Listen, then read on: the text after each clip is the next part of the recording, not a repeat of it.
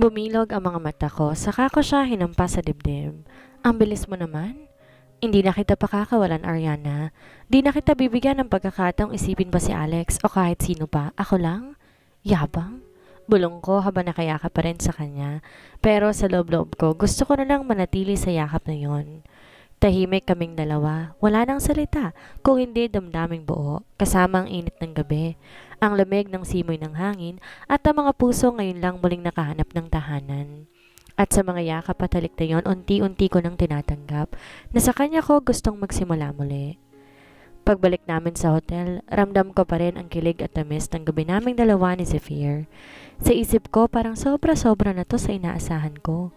Di ko na nga alam kung panaginip pa ba to o totoo na, pero isa lang ang malinaw. Di ko na kayang mawala pa si Zephyr sa buhay ko.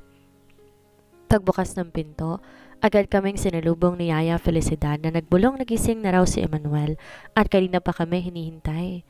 Na makita ko ang bata na nakaupo sa sofa, may hawak na laruan, agad tong tumakbo papunta sa akin. Ate Ariana! Sigaw niya habang yumakap sa akin na mahigpit. Napangiti ako at niyakap siya pabalik. Miss na miss kita, baby ko. Nakaabang lang si Zephyr sa gilid. Pinagmamasdan kaming dalawa. Nakaalalay ang ngiti sa labi niya, yung tipong masaya siya sa nakikita niya, pero may gusto pa siyang sabihin. Ilang oras pang lumipas at na makapaghapunan na kami, at may pasok si Emmanuel sa kwarto para matulog, muling bumalik ang tensyon sa pagitan naming dalawa ni Zephyr. Nasa hallway kami ng suite, at papasok na sana ako sa kabilang silid nang bigla niya akong pigilan. Saan ka pupunta? Tanong niya, seryosong tono. Doon, sa kabilang kwarto. Sagot ko, pilit na ngumiti. Doon ako matutulog. Bakit doon? Tanong niyang tila may hinihintay na sagot. Kasi syempre, di ba, nauutal ako. Di pa naman tayo kasal. Baka kasi may mangyari na hindi dapat. Napakamot siya sa batok at napangisi. Ariana, wala namang masama kung magkatabi tayong matutulog, di ba?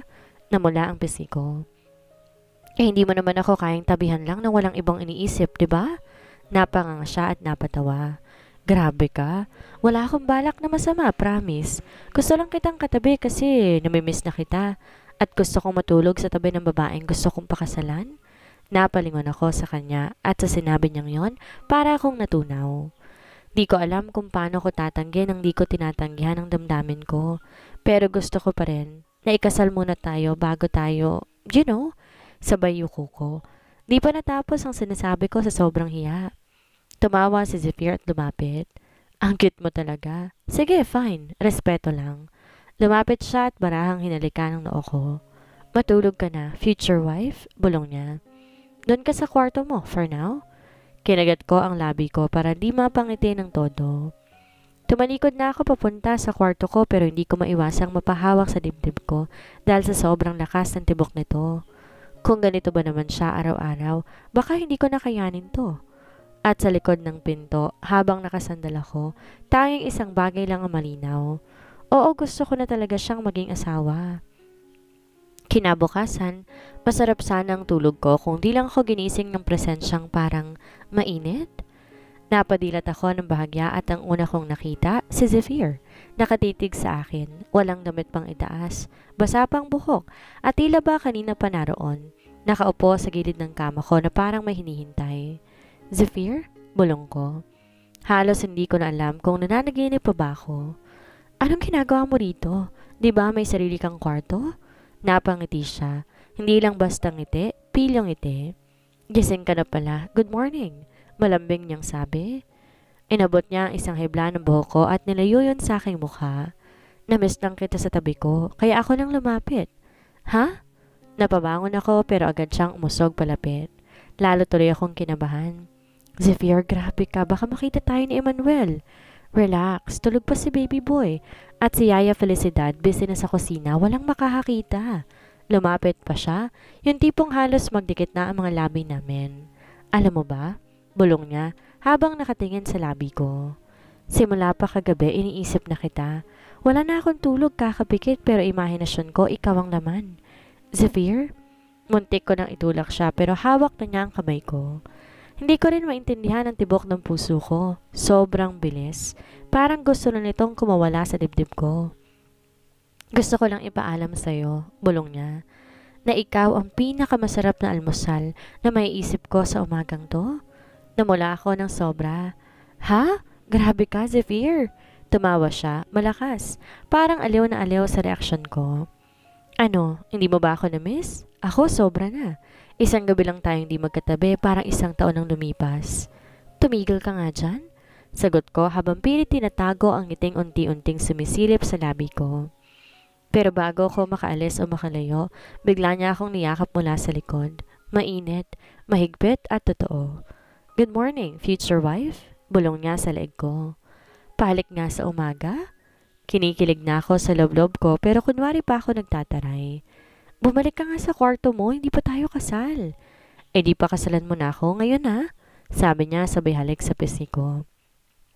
Aaminin ko, kung araw-araw ganitong gigising sa akin, baka di na ako maling bumangon. Baka buong araw gusto ko nalang manatili sa bisig niya. Hindi ko alam kung anong mas malakas, ang tibok ng puso ko o ang kaba na unti-unting humahaplo sa bawat parte ng katawan ko habang yakap-yakap ako ni Zephyr mula sa likod. Mainit ang kanyang dibdib na nakadikit sa likuran ko. Ramdam ko ang bawat hinga niya, mabigat, malalim, para bang pinipigilan ng sarili. Pero hindi ko rin alam kung bakit hindi ako makagalaw. Parang may kung anong humihila sa akin para manatili sa bisig niya. Ariana? Bulong niya sa tenga ko, mahina pero puno ng init. Napapikit ako nang maramdaman kong bahagya niyang dinampi ang labi niya sa gilid ng aking leeg. Mula leeg, pababa sa balikat. Maliliit, magagaan pero nakakakuryente. Zephyr, tawag ko halos paungol na. Sabi ko dapat kasal muna tayo, pero tila wala na siyang narinig. Dahan-dahan niyang pinaikot ang katawan ko paharap sa kanya.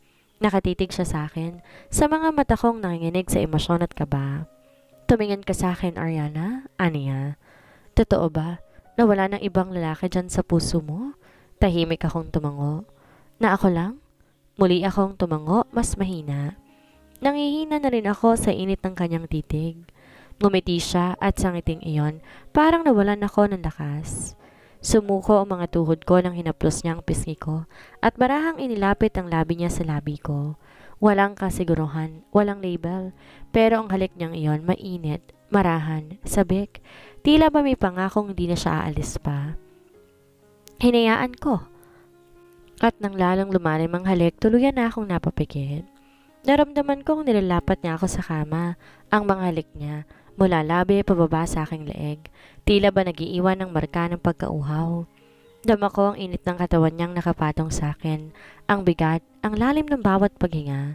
Zephyr, tawag ko ulit. Bagamat mahina at nanginginig na ang tinig ko. Di ko alam kung humihingi ako ng paghinto o kung sinasabi ko lang ang pangalan niya dahil gusto ko pa. Napatingin siya sa akin. Sabihin mo lang kung ayaw mo, pero hindi ako sumagot. Sa halip akong humawak sa batok niya, tinila siya pabalik para muling mahalikan. Di na kailangan ng salita, di na kailangan ng label. Sa sandaling yon, sapat na ang mga titig, ang mga halik, ang mga haplos. At sa loob ng kwartong yon, sa pagitan ng mga halik na paulit-ulit, doon ako muling nahulog. Hindi sa kama, kundi sa kanya, kay Zephyr. Pagkatapos ng lahat ng mga halik, ng mga haplos, ng mga palihim na bulong na paulit-ulit niyang binibigkas habang yakap ako na mahigpit, naroon kami sa kama, magkaakap pa rin. Hubad ang katotohanan, hubad ang damdamin, at hubad din kami, literal at emosyonal.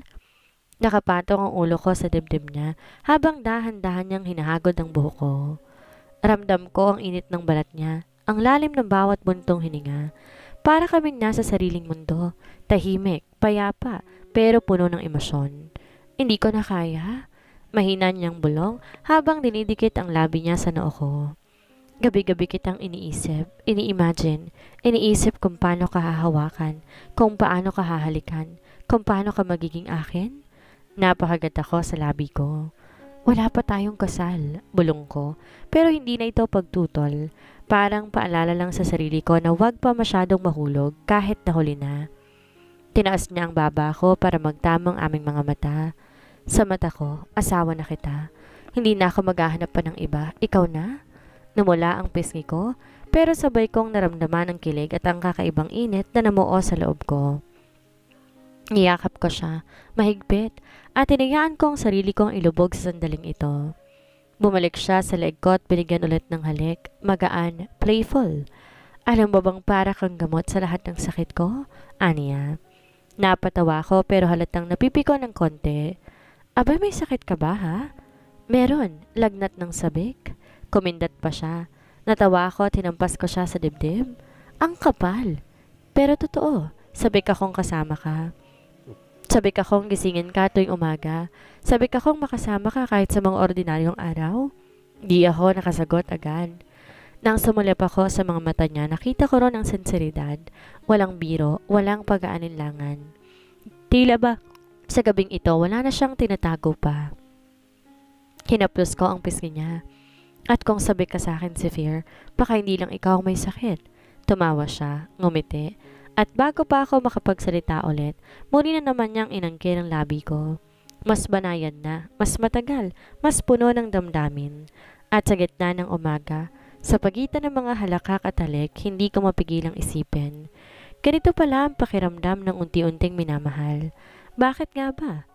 Habang nakatingin ako sa kisame ng kwartong ito, sa tabi ng lalaki ngayon lang muling nakatulog pagkatapos ng paulit-ulit na pag-angkin sa akin. Di ko maiwasan na tanungin ang sarili ko. Bakit ko nagawang ibigay ang sarili ko kay Zephyr Madrigal? At sa ganitong kabilis na panahon? Hindi ko naman ugali ng padalos-dalos. Lalo na pagdating sa ganito, sa sarili kong katawan, sa sarili kong damdamin. Pero iba siya. Iba ang hatak ni Zephyr sa akin. Hindi lang to tungkol sa itsura niya. Oo, nakakahulog ng panty kung tutuusin, pero hindi lang yun. Iba ang presensya niya, iba siya pagmahal, kahit pa hindi niya inaamin ng diretsyo. Ramdam mo kapag kasama mo siya, yung klase ng pagmamahal na hindi maingay pero buo. Yung tipong may halong pag-aari pero hindi sakal. Yung kahit binubisit ka niya, alam mong binabantayan ka rin niya mula sa malayo. Mula pa noon, naramdaman ko na yung pag-aalaga niya. Sa simpleng mga kilos, sa mga mata niya, tuwing tititigan niya ako. Sa mga yakap niya na parang ayaw niya na akong pakawalan. Sa mga selos niyang hindi niya mapigilan tuwing binabanggit si Alex. At ngayon nandito na ako sa braso niya. Nakadikit sa balat niyang mainit at amoy sabon pa mula sa shower, ngayon ko lang talaga tinanggap. Minahal ko siya bago ko pa ito kayang aminin. Hindi niya ako pinilit, hindi niya ako ginipit, pero sa mga mata niya ramdam ko ang pagnanais. Hindi lang sa katawan ko, kundi sa buong pagkatao ko. Para bang sa dami ng pinagdaanan ko, ito lang ang lalaking tumingin sa akin na parang ako lang ang mundo niya, kahit alam kong may gulo pa rin kami sa pagitan. May asawa pa rin siyang si Noemi at may mga tanong pa sa puso ko, pero sa gabing to, pinili kong ibigay ang sarili ko dahil gusto ko siyang paniwalaan. Dahil gusto kong maramdaman na kahit minsan sa buhay ko, ako ang pinili. Ako ang babae, ako ang minahal, at kung pagkakamali man na ito sa mata ng iba, mas pipiliin ko na rin magkamali kay Zephyr kaysa mabuhay sa tanong na puno ng paano kung. Pipiliin ko siya kahit gaano kahirap, kahit ilang gulo pa ang kaharapin. Dahil sa puso ko, si Zephyr Madrigal lamang ang lalaking gusto kong mahalin ng buong buo. Noemi's POV. Galit, inis, hiya. Tatlong bagay na sabay-sabay bumalot sa akin habang nakatayo ako sa harapan ng cashier ng Cigar Boutique. 3 beses nang iniswipe ang credit card ko. Sunod na inabot ko ang supplementary card. Ganun ulit, declined. Ma'am Noemi, pasensya na po, pero mukhang close na po lahat ng cards na ito. Baka po pwede kayong tumawag sa bangko. Mahinahon, pero latang naiinis na ring sabi ng manager. Napahiya ako. Ako si Noemi Madrigal. Hindi pwedeng ganito lang. Hindi ako pwedeng bastahin sa harap ng mga staff at customers. Parang may gumuhit na apoy sa mukha ko sa kahihiyan. Hindi ako makapaniwala. Agad akong lumabas ng butik at tinawagan si Zephyr. 1, 2, 5, 10. Walang sagot. Voicemail. Voicemail. Puisit ka, Zephyr. Sigaw ko sa sarili ko habang papasok sa kotse ko. Sa sobrang galit, halos umusok ang ilong ko. Hindi ko na alam kung Mas galit ako sa asawa kong hindi sumasagot o sa sarili ko na nararamdaman kong parang unti-unti akong nawawalan ng kontrol. Ilang minuto pa nasa opisina na ako ni Drake Salcedo, kaibigan ni Zephyr at isa ring Madrigal associate. Walang pasabi, wala akong pakialam. Nilampas ko ang sekretary sa labas at dire-diretsyong pumasok. "Where's my husband?"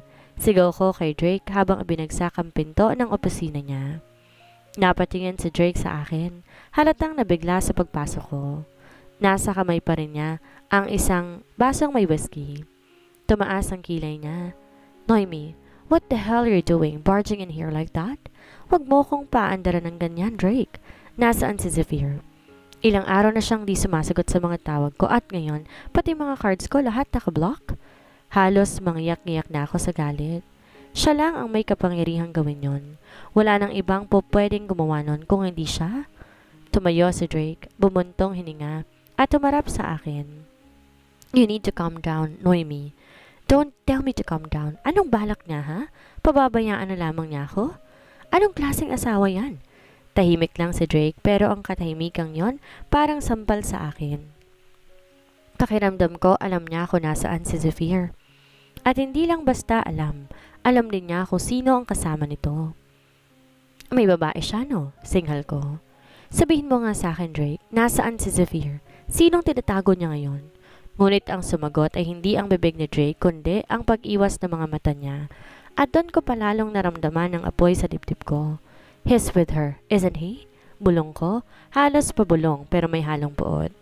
At ngayong pinahiya na ako, kinuha ang access sa pera at di na siya nagpakita, hindi ko siya palalampasin. Hindi ako papayag na bastahin ni Zephyr Madrigal ng ganito. Zephyr's POV. Nakatayo ako sa veranda sa private suite namin. Tanaw ang dagat na ngay tila payapa, kabaliktaran ng nararamdaman ko. Tumunog ang phone ko, pangalan ni Drake ang lumitaw sa screen. Sinagot ko agad. "Yeah." Maikli kong sagot habang nakatanaw pa rin sa labas. "Ano bang kalokohan to, Zephyr?" Ani Drake sa kabilang linya. Tinig pa lang niya alam kong may alam na siya. Napailing ako. "Let me guess. Nakarating na sa iyong eksena sa boutique?" "Hindi lang boutique, bro. Nagpunta siya sa opisina ko kanina, galit na galit. Naghuhurubintado. Wala raw gumagana sa mga credit card niya and guess what? Pinagbibintangan ka niya." Di ko naman tinatanggi. Malamig kong sagot. I shut everything off. "Zephyr." Bumigat ang boses ni Drake. "Hindi ako nakikialam sa personal mong buhay but this time, kailangan mong pakinggan to." "Drake, wag mong lokohin si Ariana." Napapikit ako. Humigpit ang hawak ko sa cellphone. "She's different," bulong ko. "Hindi siya katulad ng iba." "Kaya nga, mas lalong wag mong sisirain yon. Alam mo kung anong ugali mo, Zeph. Alam mo, madaling magsawa ka. Playboy ka. Bored ka sa responsibilidad. Lahat tayo alam yan." Napangisi ako ng pilit. "Thanks for the reminder." "I'm serious." Tumaas ang tono ni Drake. "Alam na ba ni Ariana kung sino si Noemi sa buhay mo?" Napatigil ako. "I mean, does she know everything?" Tanong pa ni Drake. "Na si Noemi ay hindi lang basta asawa mo, na dati siyang yaya ni Emmanuel na pinakasalan mo out of convenience para lang may mag-alaga sa anak mo noon habang busy ka sa kung sino-sino?" Napahagat ako sa labi. "Hindi pa." Mahina akong sagot. "Hindi pa tamang oras?" "Zeph, mas lalang mali kung siya pang huling makakaalam. Alam mo kung gaano nasaktan ng babae kapag nagmahal ng buo, lalo na nga kung feeling niya siya na ang pipili. Huwag mo siyang sasaktan gaya ng ginawa mo sa lahat ng babae sa buhay mo." Hindi ako nakasagot. "Kung seryoso ka talaga kay Rihanna, simulan mong maging totoo. Hindi dahil deserve niya yun, kundi dahil ikaw mismo ang nagsabi. She's different."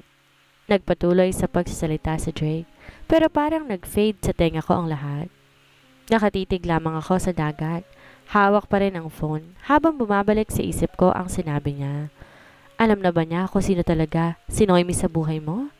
Sa dami ng lihim ko, kaya ka pa bang maging totoo?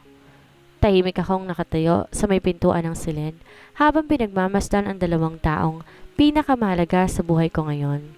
Si Emmanuel na masayang nagkukwento habang nakaupo sa sahig, at si Ariana na nakaluhod sa tabi niya, Nakikinig na para bang bawat salita ng bata ay mahalaga. Pero may kakaiba sa tinig ni Ariana ngayon. Para bang merong halong pagdududa, pag-aalinlangan. Hindi yon ang karaniwang mainit at malambing niyang boses. Emmanuel? Tanong niya sa banayad na tinig habang inaayos ang kwelo ng suot ng bata. Mismo ba si Mommy Noemi mo? Napatingin si Emmanuel sa kanya, saglit na napaisip. Napansin ko agad ang kunot sa noo ni Ariana. Ramdam ko ang tensyon sa hangin. Alam ko kung saan papunta ang tanong na yon.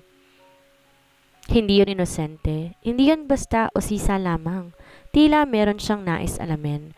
May nais siyang kumpirmahin. Tumango si Emmanuel, tila nag-aalangan. Hindi ko po siya masyadong maalala, bulong nito. Kasi po lagi siyang wala, tapos lagi siyang galit. At si Yaya Felicidad po ang kasama ko palagi. Lumingon si Ariana kay Emmanuel at nakita ko ang bahagyang pagkagulat sa kanyang mukha. Hindi ka ba niya inaalagaan? Tanong pa ni Ariana, mahina ang boses. Hindi po tugon ng bata. Pero si Daddy, Emmanuel, singit ko. Mabilis ang hakbang ko palapit sa kanila. Napalingon silang pareho sa akin. Kay Ariana ko agad ibinaling ang tingin. Kita ko ang pagkalito sa mata niya. Ang mga tanong na gustong sumingaw sa kanyang labi pero pinipigilan. Pwede bang kami muna ng anak ko? Sabi ko sabay ngiti. Pilit kong pinapakalma ang sarili. May gusto lang akong kausapin, si Emmanuel. Ramdam ko na hindi siya kumbinsido. Pero tumango siya, tumayo, at tumakbang papalayo sa amin. Nang kami na lang ng anak ko, lumuhod ako sa harap niya. Hinawakan ko ang balikat ng bata at bumulong. Emmanuel, kapag may nagtatanong tungkol kay Mommy Noemi mo, hindi mo kailangan sabihin lahat, okay? Napatango siya. Opo, Daddy.